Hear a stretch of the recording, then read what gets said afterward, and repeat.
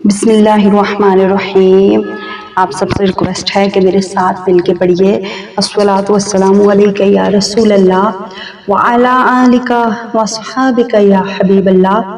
حضور نبی کریم صلی اللہ علیہ وآلہ وسلم کا فرمانے علی شان ہے کہ بے شک اللہ پاک کے کچھ فرشتے زمین میں سیر کرتے ہیں اور درود پڑھنے والے کا درود مجھ تک پہنچاتے ہیں۔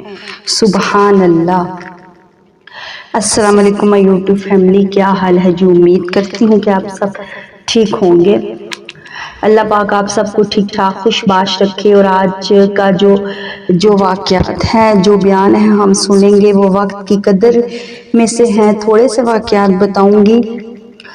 تو ابن آدم کا ٹھکانہ، امام حسن بصری رحمۃ اللہ تعالیٰ فرمایا کرتے تھے کہ اے انسان، تو مختلف مرحلوں کا مجموعہ ہے۔ جب بھی تیرے پاس سے دن یا رات گزرتے ہیں تو تیرا ایک مرحلہ ختم ہو جاتا ہے، اور جب تیرے تمام مرحلے ختم ہو جائیں گے تو اپنی منزل یعنی جنت یا جہنم تک پہنچ جائے گا۔ پارہ 30 سورہ عصر میں ارشاد ہوتا ہے، سورہ عصر۔ ترجمہ کنز ایمان۔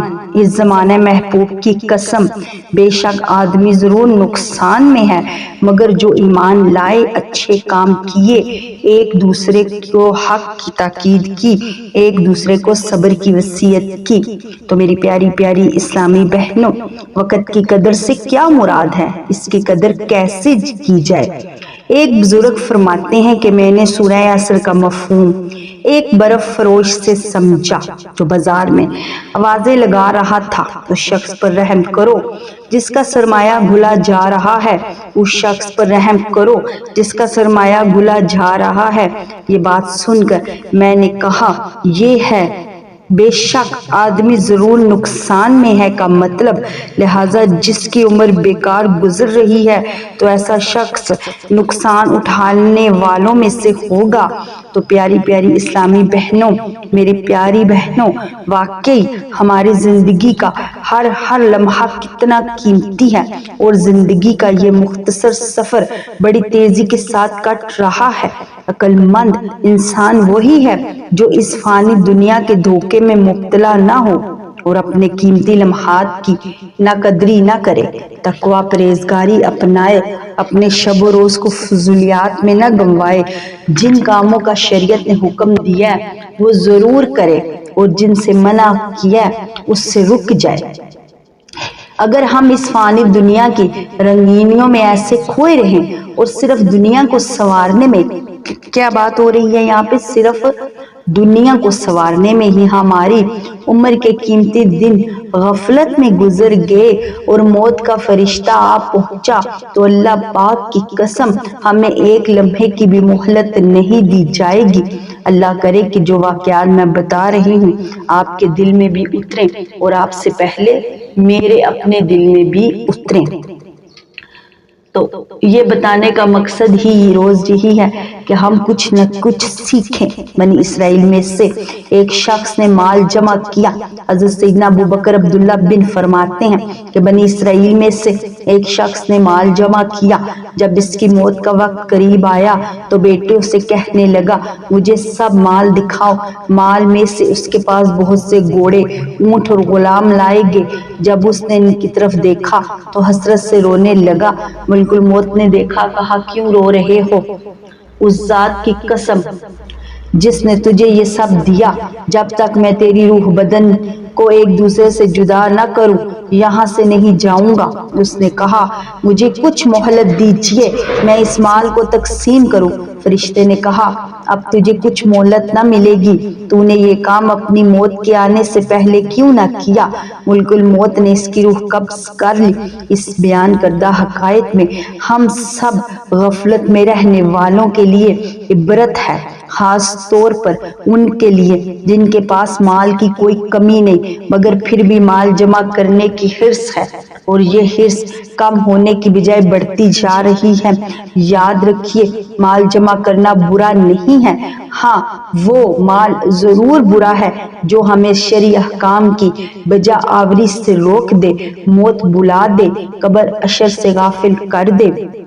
حدیث مبارکہ ہے، دو نعمتوں کے بارے میں بہت سے لوگ دھوکے میں ہیں، ایک صحت اور دوسری فراغت۔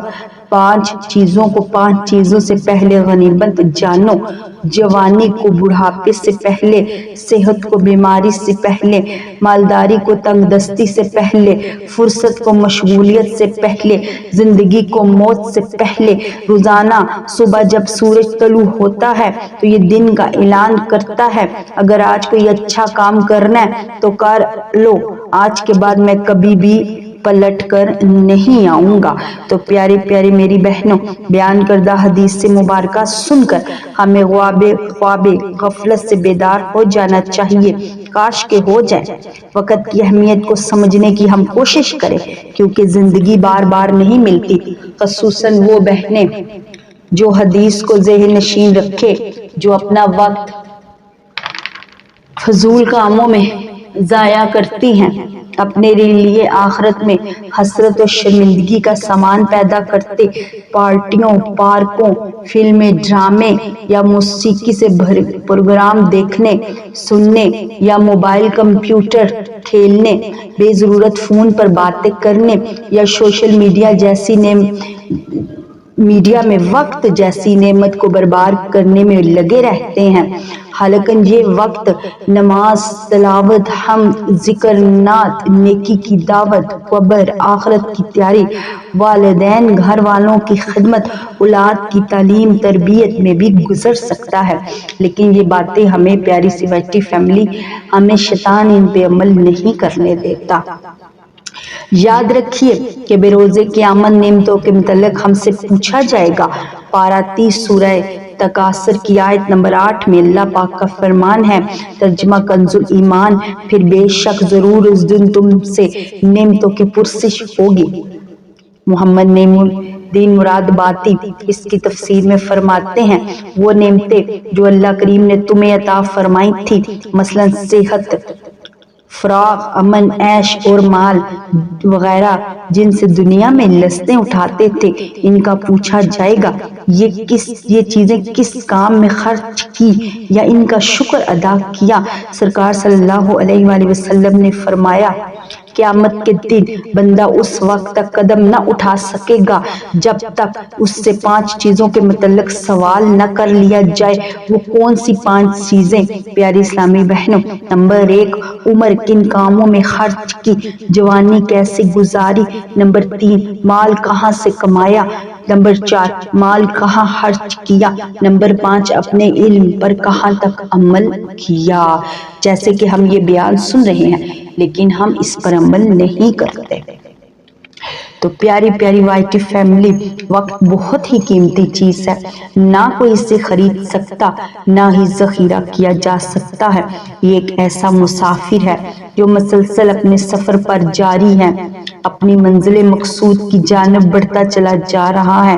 عروج، زوال، ترقی، کمال میں وقت کا بہت اہم کردار ہے۔ جنہوں نے وقت کا صحیح استعمال کیا، کامیابیوں نے آگے بڑھ کر ان کا استقبال کیا۔ جنہوں نے وقت کو ضائع کیا، انہیں دنیا آخرت کی ذلت رسوائی کے علاوہ کچھ بھی کسی چیز کا سامنا نہ کرنا پڑا۔ حضرت ابو بکر عطار رحمۃ اللہ تعالیٰ فرماتے ہیں کہ جب حضرت ابو قاسم کا انتقال ہوا تو ہم کچھ دوست وہاں موجود تھے۔ ہم نے دیکھا کہ انتقال سے کچھ دیر پہلے کمزوری کی وجہ سے آپ بیٹھ کر نماز پڑھ رہے تھے، آپ کے دونوں پاؤں سوجے ہوئے تھے، جس کی وجہ سے رکوع سجود میں آپ کو بہت تکلیف تھی۔ دوستوں نے یہ حالت دیکھی تو کہا، اے ابو القاسم، یہ کیا ہے؟ آپ کے پاؤں سوجے ہوئے کیوں ہیں؟ اگر آپ لیٹ جائیں تو کیا حرج ہے؟ فرمایا ابھی وقت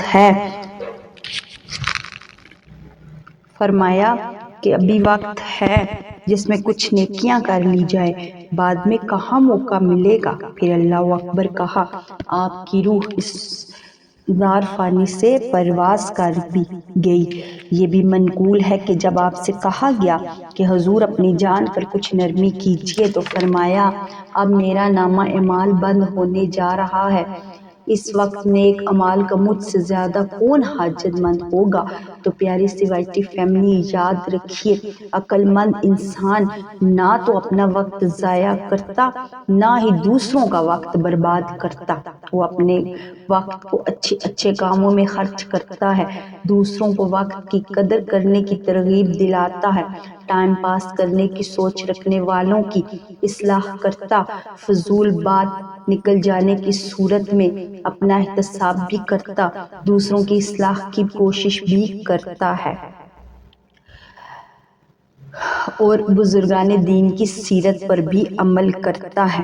تو پیاری پیاری وائی ٹی فیملی، یہ کچھ واقعات تھے، کچھ چھوٹا سا بیان تھا۔ اگر زندگی رہی تو اس کا اگلا حصہ میں کل انشاءاللہ لے کر آؤں گی۔ اگر اچھا لگا ہو تو آپ اس پر عمل بھی کیجیے گا، لائک بھی کیجیے گا اور میرے چینل کو سبسکرائب بھی کیجیے گا۔ اسی کے ساتھ میں چلتی ہوں، میری زندگی رہی تو انشاءاللہ میں کل پھر اسی ٹاپک پہ ویڈیو لے کر آؤں گی انشاءاللہ۔